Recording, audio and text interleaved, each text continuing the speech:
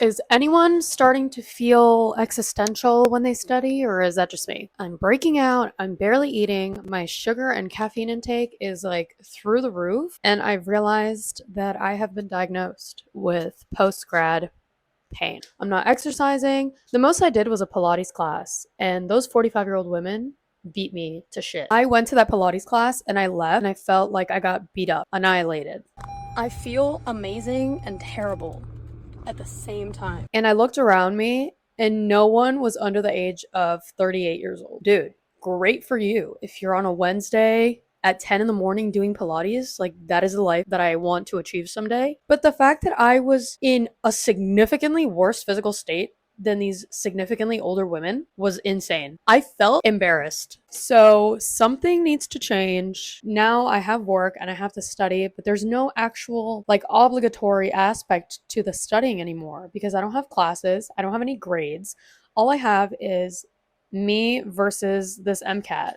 I'm going to get back into a routine. I'm going to prove to myself that I can do it. And I'm going to prove to you that you can also do it. Because there's nothing I want to do less than get up out of this chair right now and out of my pajamas. And I want to lay down and I want to watch Sex and the City and mind my own business. And I'm sure some of you guys feel the same way. Maybe not about the Sex and the City part, but what I need to do for myself and for my productivity and to feel like a normal functioning person is to have a routine where I'm mindlessly completing tasks. The fact that I have to think so much about every task that I'm completing is giving me a barrier because by the time I come home and I change clothes and I say, okay, do I want to shower or do I want to work? That is a decision that I have to make that is anxiety inducing. Because if I shower, I'm probably going to want to lay down. And if I work, I don't want to do that. I don't want to work, come home from work and then study. Do you think I want to do that? Fuck no. So the less decisions I have to make in a day, the less anxiety I'm going to have in a day. And that's why I'm so set on trying to make a routine for myself and one that is sustainable and one that is realistic. Getting tired after work. My work ends at 1 p.m. There's no reason why I should be tired. Guys, what is happening to me? Am I deteriorating? Is this a quarter life crisis? I woke up in excruciating pain and then I had to just make my coffee, get dressed, and run to work. First thing that I'm going to do is see how my energy changes throughout the day. 6:02 in the morning right now. And yeah, I'm on my way to the train.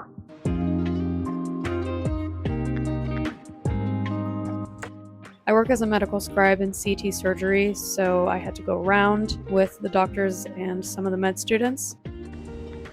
On my way back home, it was pouring rain. It's not going so well. And then I stopped for a quick lunch before I went home to study. Like I said, the first thing that I wanted to do was take note of my energy levels throughout the day and see the way that they fluctuate normally. So for example, I realized that once I come home from work and I shower, it's really, really difficult for me to want to sit down and study. Think about it too much.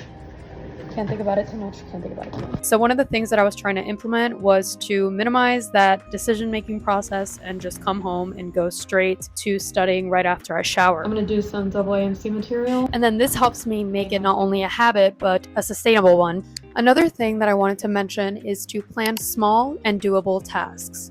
So it's really easy to say, I want to work out for this whole month. I want to do X amount of workouts. I want to go to the gym. I want to get a membership.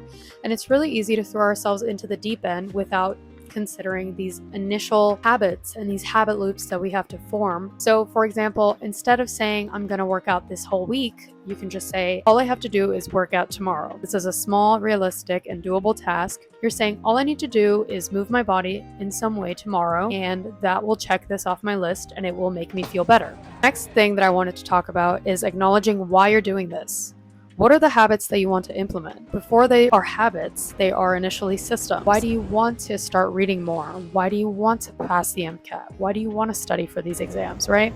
So whether it's to feel healthier, to just gain these bragging rights, to spend more time on things you enjoy, to spend more time with family, you need to understand why. And that's a sense of motivation that you have intrinsically. The next thing I wanted to talk about was to embrace downtime. Self-care is productive too. Just because you take a nap does not mean your day is ruined. Just because you wake up later than your schedule says does not mean that your day is over. There are so many ways to be productive. Self-care is one of them. If you don't take care of yourself, how are you going to expect to get all of these things done in a day? You can't. It's virtually impossible. So it's okay, be nice to yourself and allow yourself to be productive and allow yourself to implement these habits and allow yourself to mess up. I'm the same person that's making all of these schedules. At 6 p.m., I'm going to go to the gym. I'm going to stay there until 8. I'm going to do legs. And then I'm going to sign up for a Pilates class next week. And I'm the same person that's going to be laying down at 6:45 thinking, maybe I'll go tomorrow. Why? What happened to that impulsivity? What happened to that desire to do better, to go to the gym, to feel better? Everyone makes time for what they want to make time for. If you want to get into a routine and you want it to be realistic and you want it to be sustainable, you need to note your energy levels. You need to see what's working, what's not, when you crash, when you're the most energetic, and be realistic with yourself. Plan small, doable tasks so that they're not daunting and they don't scare you away from finishing all the things that you want to do. Embracing the downtime, be willing to mess up. Do with this information what you may. This is my opinion. These are things that have worked for me, and I hope that they work for you as well. So, bye.